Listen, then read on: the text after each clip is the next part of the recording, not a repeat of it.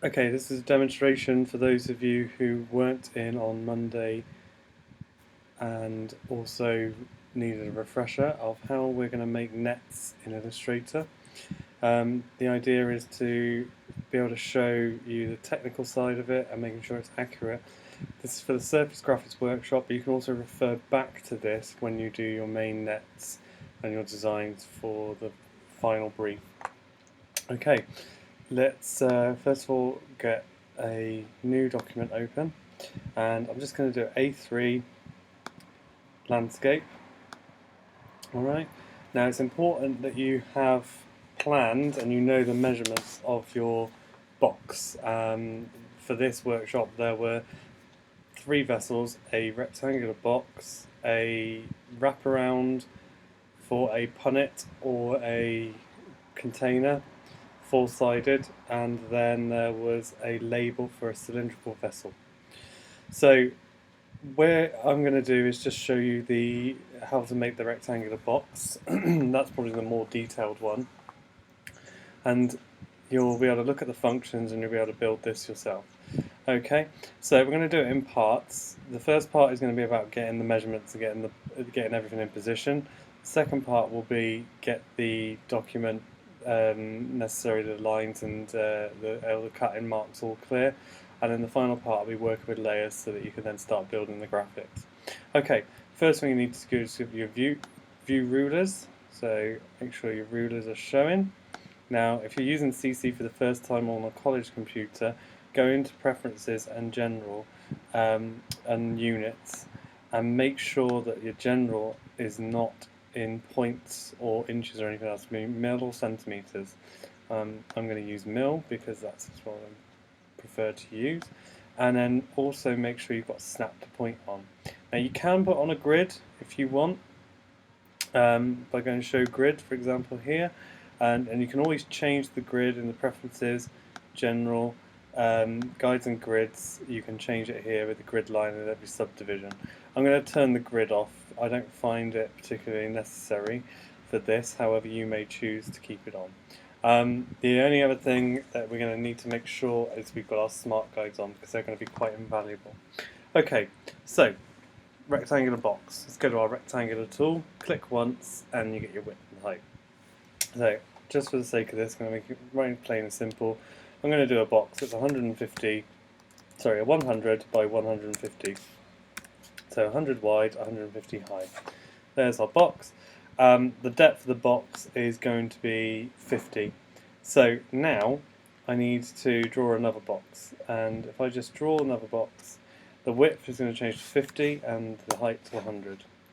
And what I want to do is I want to get these two lined up. Now the smart guides will tell me when they're touching and they're together, and if you want to make sure that they're aligned properly, select both shapes, go to the align, and I'm just going to make sure that they are aligned to the vertical aligned top, to the top edge. They're both in, select those both, copy and paste them by holding the Alt and Shift, snapping them in line, and we've got our 4 sides. So next thing we need to do is we need to do the lid.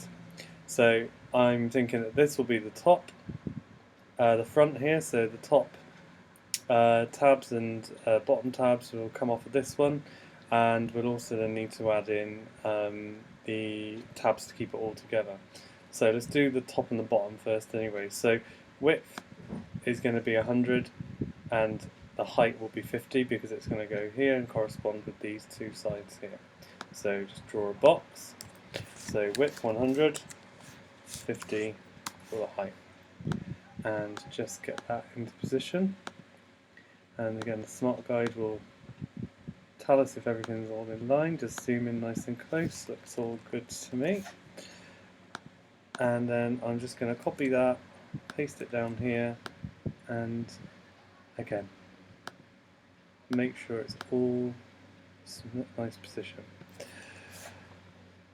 Right, so that's our 6-sided cuboid. We now need to build the tabs. We're going to need to reposition this slightly so I can make it fit. The idea is that the lids will open and close, so we need a rounded tab at the top, we'll need some tabs here at the side, here, here.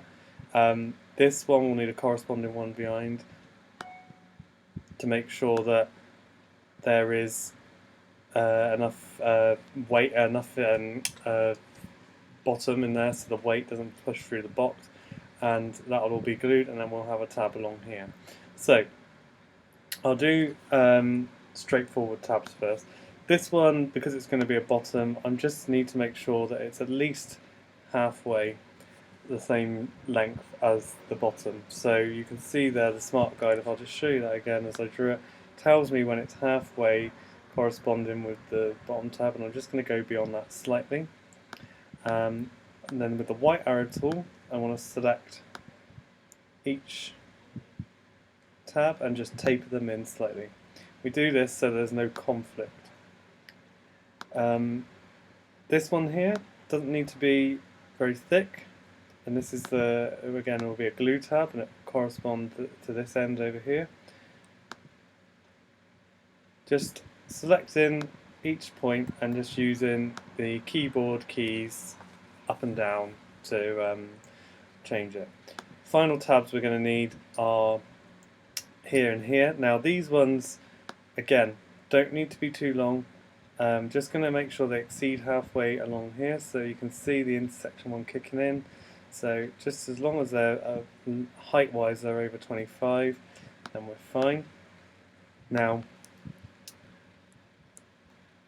I'm going to hold Shift. You just zoom in so you can see. Hold Shift with this one here and click in, and this one just a few clicks, because we only need a little bit of gap, because the idea is the rounded tab that will be here will have to slot in nicely between that, and we want it to be enough. I'm going to just duplicate this, double click, and or right click I should say, and transform reflect, and we're going to flip it on its horizontal axis, and then select both of these, take them down, and you can either reflect them or you can do this, go upside down, the smart guides kick in, and if I just zoom in I can see that that didn't line up completely where I wanted it to. So let's just make sure it goes, bang, there, smooth. And then the final thing we're going to do, just drop in we're going to have a rounded lid, rounded tab for the lid. Now I'm going to draw a rectangle. I want it to be big enough so that it'll make a difference, but not too big that it'll have some issues, because I'm going to make it about 20 mil thickness. Now, new to CC is the rounded corners. These little signatures here, these will allow you to select and round corners. However, you can see it's rounding all corners, so we need to make sure we select only the direct points we want to deal with. So using the white arrow tool, select those 2 points, and I will click and drag, and it will only let you go so far, making a complete quarter of a circle. So I'm going to go down about 12 and a half, okay? And there we are. That is our net. What you need to make sure you do is save as you go along. Now, second part, we're going to make this all one shape now. Before we do that, I just double check that everything is all lined up. Select it all, and then we're going to open the Pathfinder tool. So the Pathfinder tool, if it's not in view, window, Pathfinder, and we're going to select everything, and with the black arrow tool, and unite. Now if everything lined up properly, you would get rid of all those internal lines. Now before doing that, you should drag out guides to every fold, every line internally that will have a fold. And the reason we're bringing out the guides is, as you can see, when I did the Pathfinder, it made the lines disappear. And you need to know where they're going to be. So remember, every place there's going to be a fold. That's all of them. Let's do that again. I'll just hide the guides, semicolon and command, and do that. Now if I bring the guides back up, I now know where I can draw in a dashed line to indicate scoring. So select the line tool, no fill, go to the stroke. So if he's not there, make sure you go window stroke and turn on dashed line. Make sure you have nothing selected while you do this. 5-point dash, 5-point gap, and then it's just a case of drawing along those lines your scoring marks.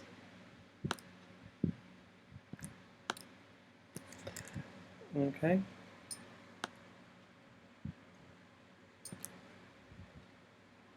And then the last couple.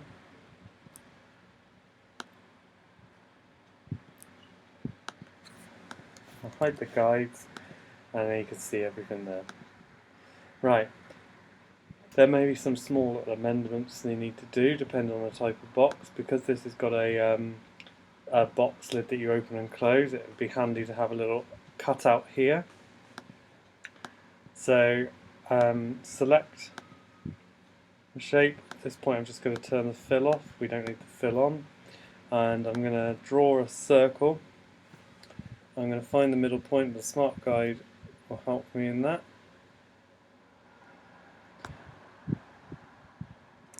Draw a circle, select the two together, and Pathfinder tool minus front.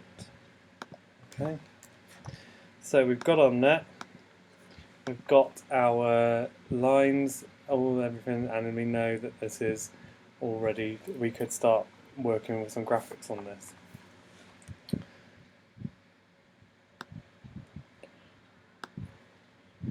Make sure you save it. When you start working with the design on this, you should work with layers. So layers palette, I want you to create 2 layers. Layer 1 is our net, and you can rename that. Double click, call that net. Layer 2, call that background. And layer 3, graphics. Now layer 2, the background, needs to be dragged to go behind the net, and the graphics will stay in front. We lock the net, we don't want any movement to that. The background, now let's say you've got a pattern, a colour, a design, image, whatever, that's going to fill part of the net or most of the net, that would all go on the background layer.